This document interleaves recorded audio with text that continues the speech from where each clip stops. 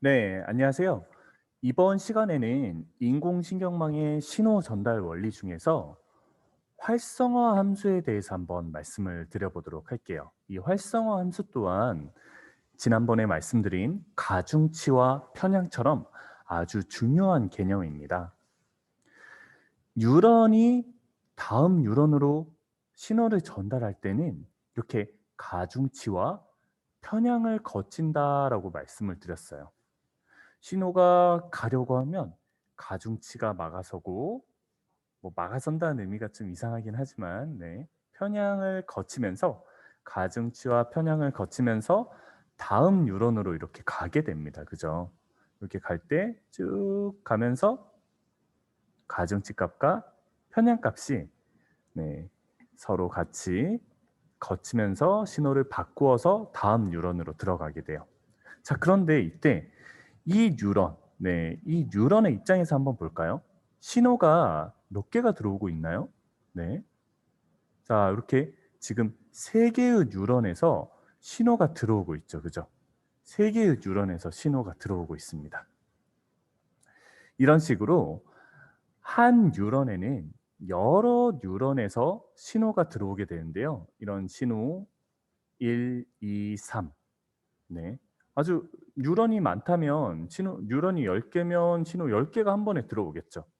자, 이때 또 이렇게 들어온 신호를 바로 다음 뉴런에게 전달을 하는 것이 아니라 활성화 함수라는 함수를 하나 거치게 됩니다. 그 이유가 바로 신호 세기를 특정한 값으로 바꾸기 위해서 이 활성화 함수를 사용해요. 그 이유가 신호 세기를 조절을 하기 위해서 바로 이 활성화 함수를 사용합니다. 그냥 들어온 신호를 다 더해서 전달하는 것이 아니라 얘가 특정한 함수, 이런 활성화 함수, 액티베이트 함수라는 이 활성화 함수를 거치면서 다음 뉴런에게 전달해 주게 되는데요. 이 활성화 함수를 통해서 이 활성화 함수는 레이어와 레이어 사이에 있습니다. 그러니까 각각의 층과 층 사이에 존재를 하게 됨으로써 신호들이 딱 가서 어떠한 뉴런으로 들어갈 때 이걸 한 번에 종합해서 한 뉴런에 들어가는 여러 신호의 세기를 한 번에 종합해서 지금까지 들어온 신호는 어떤 신호다라는 식으로 하나의 값으로 바꿔주는 역할을 하는 것이 바로 활성화 함수다라고 말씀을 드릴 수가 있겠습니다. 이 활성화 함수에는 여러 가지 함수들이 있어요. 자, 여러 가지 함수들 중에서 한 3 가지 정도 함수만 한번 소개를 해 드리도록 하겠습니다. 첫 번째 활성화 함수는 바로 시그모이드 함수라는 거예요. 시그모이드 함수를 이해하기 위해서는 이 로지스틱 함수를 한번 생각해 볼 수가 있는데요. 이 로지스틱 함수는 어떤 생물들이 어떤 식으로 증가하는지를 설명하는 모델입니다. 자, 보세요. 뭐 인구수 증가를 본다면 시간이 지남에 따라서 처음에는 폭발적으로 증가를 하다가 나중에는 이 증가 속도가 좀 줄어들게 되죠. 뭐 다른 인구수뿐만 아니라 어떤 개체의 증가 속도도 바로 이 로지스틱 곡선을 따르고 있는데요. 이 시그모이드 함수는 로지스틱 곡선의 하나의 예라고 볼 수 있습니다. 네. 자, 여기에 보시면 시그모이드 함수가 로지스틱 함수와 상당히 비슷한 S자 곡선을 가지고 있는 걸 보이시죠? 자, 여기에서 앞에서 한 뉴런에 여러 신호가 들어온다고 했어요. 이 신호의 값은 양수일 수도 있고요. 음수일 수도 있습니다. 이 모든 값을 이렇게 딱 모으면 이렇게 X좌표의 수직선상에 나타낼 수가 있겠죠. 수직선상에 나타낼 수 있는데 시그모이드 함수는 신호 세기를 모아서 그 값이 0보다 크면 1에 가깝게 1에 가깝게 출력을 내주고요. 0보다 작으면 0에 가깝게 출력을 내어주는 활성화 함수가 바로 이 시그모이드 함수입니다. 그러니까 여러 값들이 들어와요. 여러 값들이 들어오는데 이 값들을 모아서 그냥 그 값 자체를 던져주는 것, 다음으로 던져주는 것이 아니라 모아서 값이 한 이 정도 되네 하면 여기 0부터 1 사이의 값 중에 어떤 특정한 값으로 해서 이렇게 전달해 주는 함수가 바로 활성화 함수 중에서 시그모이드 함수라고 할 수가 있습니다. 자, 그럼 두 번째 함수는 하이퍼볼릭 탄젠트 함수라고 있어요. 이 하이퍼볼릭 탄젠트 함수는 시그모이드 함수를 위아래로 어떻게 보면 좀 잡아당긴 그런 모습이죠.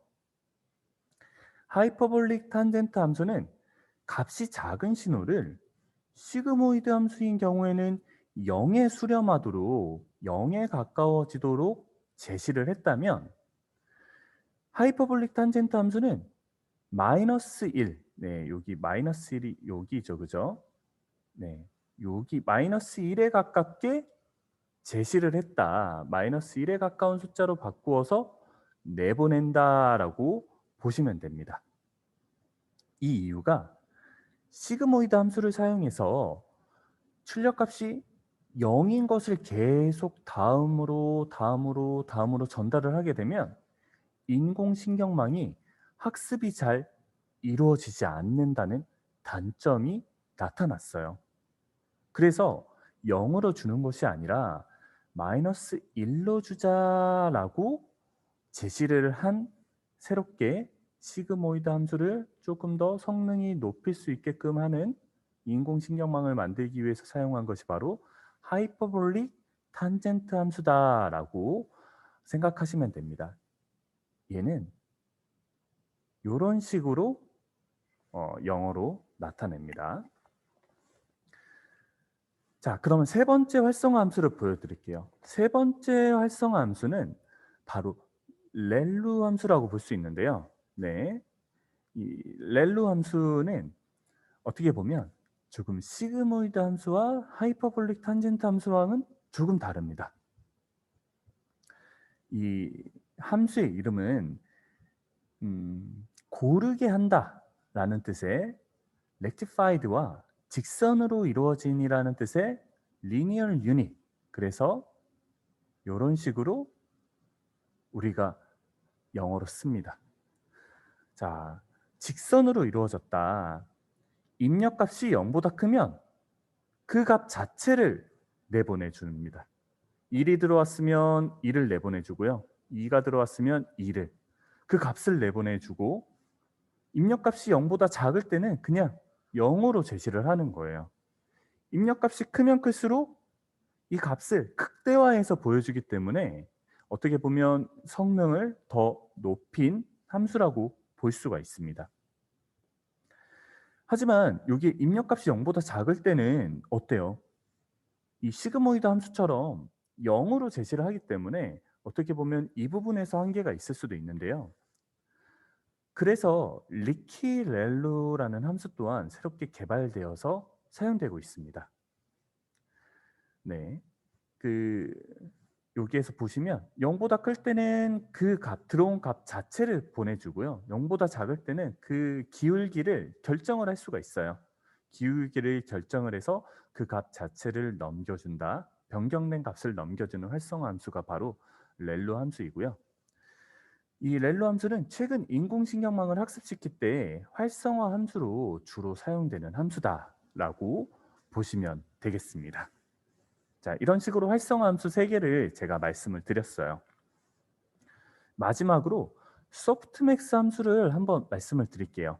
이 소프트맥스 함수는 신호의 세기를 조절하긴 하는데 이것이 조금 앞에서 말씀드린 함수와는 조금 차이가 있습니다. 왜냐하면 이 소프트맥스 함수는 출력층에서만 사용이 되거든요.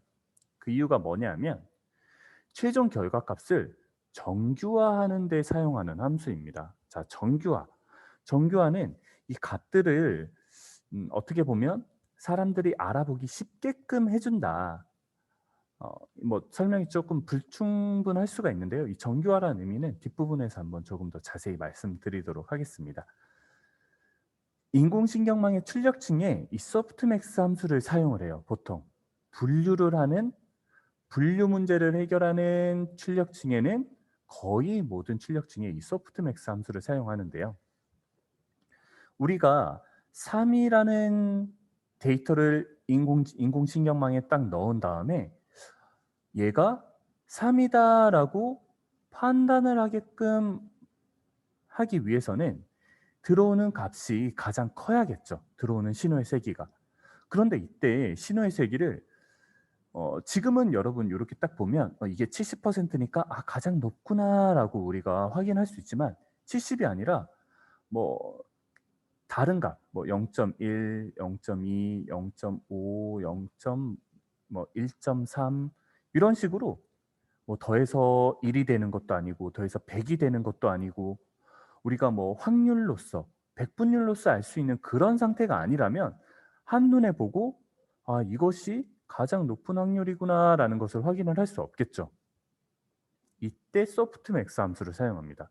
소프트맥스 함수는 들어오는 값들을 1로 만들어져요. 총합이 1로 만들어지고 그 값들을 비율에 따라서 나누어 줍니다. 그렇기 때문에 총합이 1이고 비율에 따라서 나누어진다면 '아 이것이 몇 %이구나.'라는 것을 바로 알 수가 있겠죠. 자, 이런 식으로 소프트맥스 함수는 인공신경망 모델에서 항상 사용되는 것이 아니라 분류 문제에서 사용되는 함수다라고 여러분 생각하시면 되겠습니다. 그래서 우리가 넷째 마당에서 실습을 할 때 분류 문제를 해결할 때는 이 소프트맥스 함수를 사용합니다. 네. 지금까지 들어오는 신호의 세기, 하나의 뉴런에 여러 신호가 들어왔을 때 그 신호의 값을 어떤 식으로 조절을 하는지, 그 조절하는 함수 중에서 활성화 함수에 대해서 한번 살펴봤습니다.